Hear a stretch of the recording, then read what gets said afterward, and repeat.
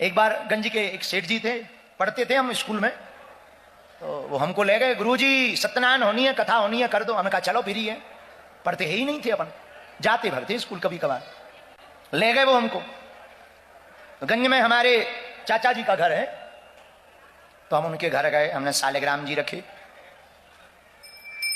गरुड़ शंख रखा, एक पीली पुस्तक सत्यनारायण समझकर रखी, थैला लिया, उनकी मोटरसाइकिल पर बैठ गए। उसने एक खेत खरीदा था। पहले के जमाने में कोई आदमी कुछ भी करे तो सत्यनारायण करवाता था, अब से कुछ दिन पहले।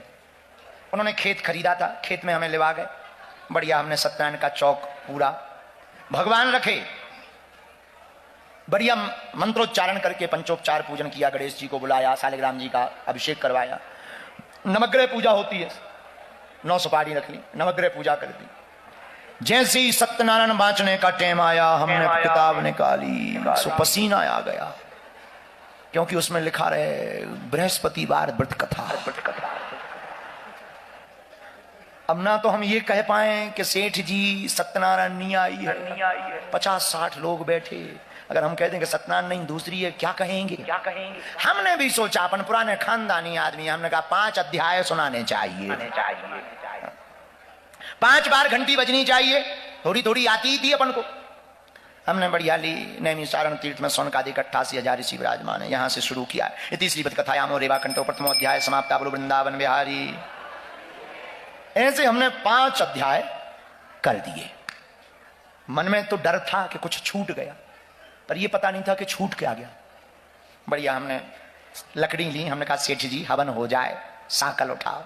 सेठ जी बोलो जी महाराज। धीरे से बोलो सेठ जी, गुरु जी बुरा ना मानना, एक बात बताओ, आज सत्यनारायण में कलावती लीलावती नहीं निकली है?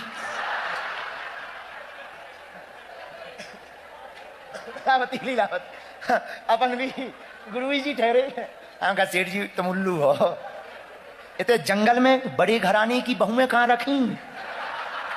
ये खेत का काम है, वो कलावती लीलावती सोना चांदी पहन के निकलती हैं, तुम्हें जंगल में चाहिए, घरे करवाओ वो आएंगी।